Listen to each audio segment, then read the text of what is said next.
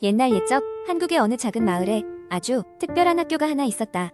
이 학교는 주변에 짙은 안개가 자주 끼고 나무들이 우거져 어두컴컴한 분위기를 자아내는 내곽 지역에 위치해 있었다.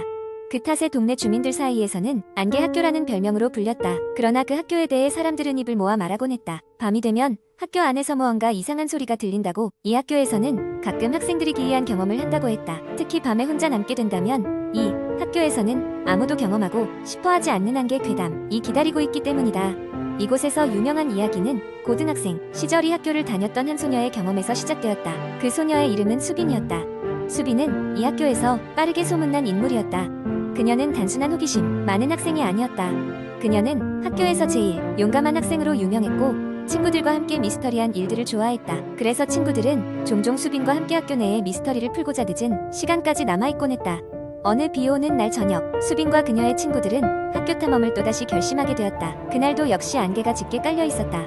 그들은 먼저 학교에 오래된 도서실로 향했다. 도서실은 거의 사용되지 않는 곳이었지만 그 안에는 수십 년간 쌓인 먼지와 오래된 책들 덕분에 다른 곳과는 다른 분위기를 자아내고 있었다.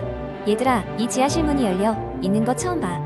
수빈이 외쳤다. 평소에는 단단히 잠겨있어 아무도 들어갈 수 없었던 지하실 문이 그날따라 활짝 열려 있었던 것이다. 들어가 보자. 뭐가 있을지 몰라. 친구들은 처음에 망설였지만 수빈의 말에 결국 지하실로 하나둘씩 들어갔다. 어둡고 축축한 냄새가 코끝을 자극했고 먼지가 두껍게 쌓인 바닥은 그동안 얼마나 오랫동안 사람이 들어오지 않았는지를 말해주고 있었다. 지하실 깊숙이 들어가자 이상한 소리가 들려왔다. 누군가 희미하게 중얼거리는 듯한 소리였다. 조용히 해봐. 들려? 저 소리. 친구들 중 한 명이 속삭였다. 그 순간 지하실 깊숙한 곳에서 불빛이 깜빡거리며 켜졌다가 꺼졌다. 마치 그들을 초대하는 듯한 느낌이 들었다. 용기를 낸 수빈이 가장 먼저 그 불빛 쪽으로 다가갔다. 그녀의 뒤를 따라 친구들이 하나둘씩 움직였다. 지하실 구석에 도착했을 때 그들은 낡은 책상 위에 놓인 오래된 일기장을 발견했다. 일기장은 반쯤 타버린 상태였지만 아직 읽을 수 있는 부분도 있었다. 그 일기장은 이 학교가 지어지기 전 이곳에 있던 오래된 별장에서 살았던 어느 한 작가의 것이었다. 그는 외딴 별장에 갇혀 점차 미쳐갔고 그 고독함과 두려움을 일기에 기록했다고 적혀 있었다. 지금도 그의 존재가 이 학교 어딘가에 남아있는 것인지 학생들은 서늘한 바람과 함께 소름이 돋는 것을 느꼈다. 그때였다. 지하실의 불빛이 모두 꺼지고 문이 쾅 닫히는 소리가 들렸다. 공포에 질린 아이들은 당황하여 소리를 질렀다. 그들은 어둠 속에서 더듬더듬 서로 손을 잡고 무작정 벽을 따라 나아갔다. 참을 수 없이 길게 느껴졌던 그 시간, 결국 그들은 지하실에서 빠져나올 수 있었다. 숨 쉴 수 있게 되자 그들은 지상의 신선한 공기를 힘껏 들이마셨다. 안개 속에서 보니 학교의 본관, 건물 불빛이 모두 꺼져 있었다. 돌아가려는 순간 수빈은 손에 아직도 일기장을 쥐고 있다는 것을 깨달았다. 그날 이후 그들은 그 일기장 이야기를 세상에 널리 알렸다. 그 후로도 이 학교에는 종종 이상한 일들이 일어났지만 수빈과 친구들의 용기 덕분에 이곳은 이제 전설적인 장소가 되었다. 지금도 이 학교에서는 밤만 되면 낡고 오래된 책들의 페이지가 바람에 흔들리는 듯한 소리가 들리곤 한다. 아마도 여전히 그 작가의 영혼이 학교를 배회하고 있는 거겠지. 누구도 그 수수께끼를 풀 수는 없었다.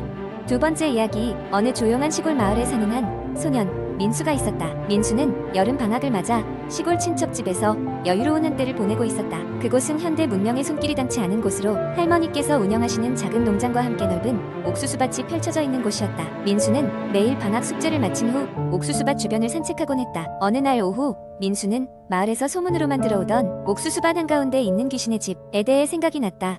눈에 잘 띄지 않는 길을 따라가면 나오는 이 낡고 오래된 집은 마을 사람들 사이에서 귀신이 나온다는 소문이 자자했다. 호기심에 가득 찬 민수는 머뭇거리며 그곳으로 가보기로 했다. 옥수수밭 사이로 난 좁은 길을 따라 한참을 걸어 들어가자 이윽고 흰가가 눈앞에 나타났다. 햇살이 기울면서 서늘한 바람이 불어와 민수의 등을 서늘하게 만들었다. 그 집은 겉에서 보기만 해도 오래되고 사용되지 않은 것이 분명해 보였다. 창문은 대부분이 깨져 있었고 옥상에는 성긴 지붕 조각들이 흔들리고 있었다. 무엇보다도 문 앞에는 잡초들이 가득하여 누군가 최근에 다녀간 흔적도 없어 보였다. 그러나 민수는 마음을 다잡고 문 쪽으로 발걸음을 옮겼다. 문을 밀자 삐걱거리는 소리와 함께 쉽게 열렸다. 집안은 어두컴컴했으며 먼지로 가득 차 있었다. 고요한 정적이 흐르고 있어 무언가 좋지 않은 일이 벌어질 것 같은 느낌을 떨칠 수 없었다. 민수는 조심스럽게 안으로 들어섰다. 안쪽은 큰 거실과 몇 개의 작은 방들로 이루어져 있었다. 벽에는 오래된 액자들이 걸려 있었고 바닥은 나무 모판으로 되어 있었는데 발을 디딜 때마다 오래된 나무들이 소리를 냈다. 민수는 그곳을 탐험하기 시작했다. 무언가에 이끌린 듯 그는 자연스레 가장 안쪽 방으로 발길이 향했다. 그 방은 조금 더 어두웠다. 창문이 없어 완전히 어둠에 잠긴 방 안에 들어서니 민수는 갑자기 등골이 오싹해지는 것을 느꼈다.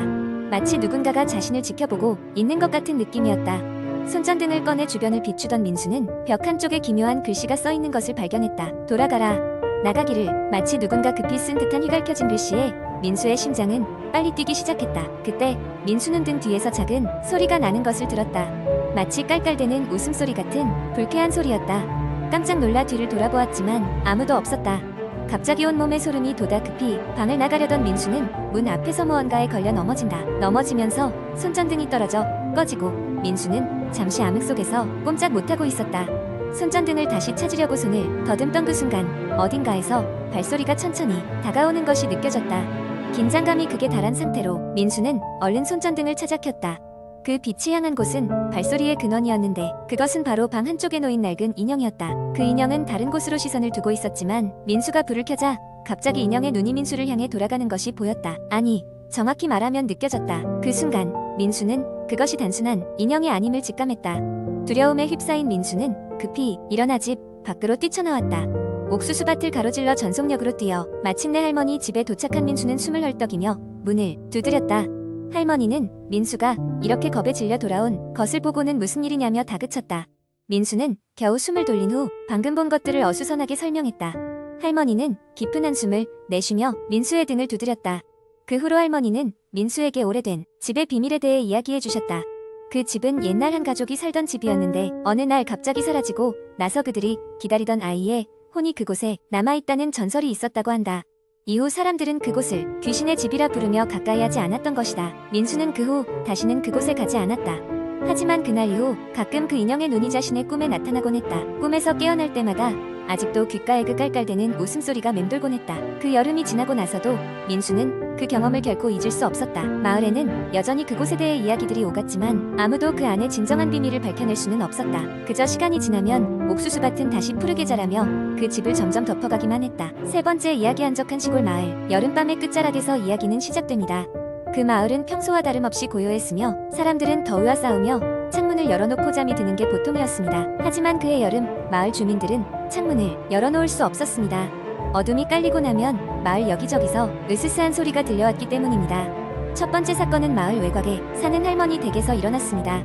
그날 밤 할머니는 잠을 이루지 못하고 있었다고 합니다. 푸르른 달빛이 방 안을 비추고 문 밖에서 희미한 소리가 들려왔습니다. 무언가 서랍을 드르륵 여는 소리, 그리고 가만히 앉아있을 수 없는 이상한 느낌이 계속되었습니다. 할머니는 용기를 내어 안방 문을 열고 밖을 내다보았습니다. 그때였습니다. 복도를 따라 지나가던 그림자 같은 형체가 눈에 들어왔습니다. 할머니는 쏘스라치게 놀라 몸이 굳었지만 그림자는 곧 사라졌습니다. 그러나 할머니는 분명히 무언가가 집안을 서성이고 있다고 느꼈습니다. 이러한 이상한 일은 할머니의 집에서만 일어난 것은 아니었습니다. 바로 다음 날 마을의 젊은 부부가 자주 가던 숲 근처를 산책하던 중 멀리서 사람의 불규칙한 숨소리가 들려왔다고 합니다. 두 사람은 발걸음을 멈추고 그 소리에 귀를 기울였습니다. 숨소리는 가까이서 들리지 않고 꼭 그들 머리 위에서 울리는 것처럼 들렸습니다. 하늘을 바라보자 그들은 구름에 어렴풋이 드리워진 인형을 보았습니다. 사람의 얼굴 같은 것이 구름 사이에서 흐릿하게 나타났다가 다시 사라졌습니다. 마을은 곧 소란에 휩싸였습니다. 아무도 왜 이런 일이 벌어지는지 알 수 없었습니다. 그런데 며칠 뒤 마을의 오래된 공동 우물에서 기이한 사건이 발생했습니다.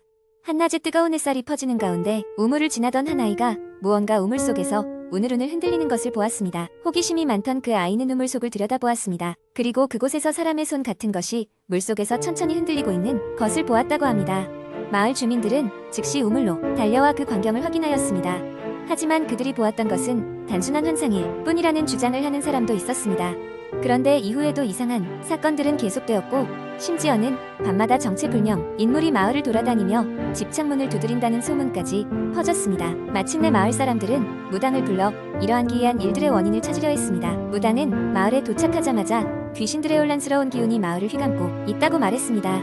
무당은 굿을 진행하며 마을 사람들에게 이 마을이 오래전 큰 전란 속에서 많은 사람이 희생된 장소임을 알려주었습니다. 그녀는 전쟁 중 억울하게 죽은 영혼들이 위로받지 못한 채 이곳에 머무르고 있다고 했습니다. 그녀의 말에 따라 마을은 전통적인 제사를 지내기로 했고 적당한 날에 모든 마을 사람들이 모여 의식을 치렀습니다. 밤새도록 이어진 제사에서 사람들은 조상과 이름 모를 영혼들에게 애정 어린 위로의 말을 건넸습니다. 그리고 신기하게도 그날 이후로는 마을에 일어났던 기이한 사건들은 서서히 사라졌습니다. 마을 사람들은 다시 평온한 나날을 보낼 수 있게 되었고, 이 이야기는 공포로 시작했지만 결국 마을에 상처를 치유하며 끝을 맺었다고 합니다. 아직도 그 사건 이후로 해마다 마을에서는 고요한 여름밤에 작은 제사가 이어진다고 하네요. 마을 사람들은 그것이 그들에게 불행이 아닌 평화를 가져다 주었다고 믿고 있습니다.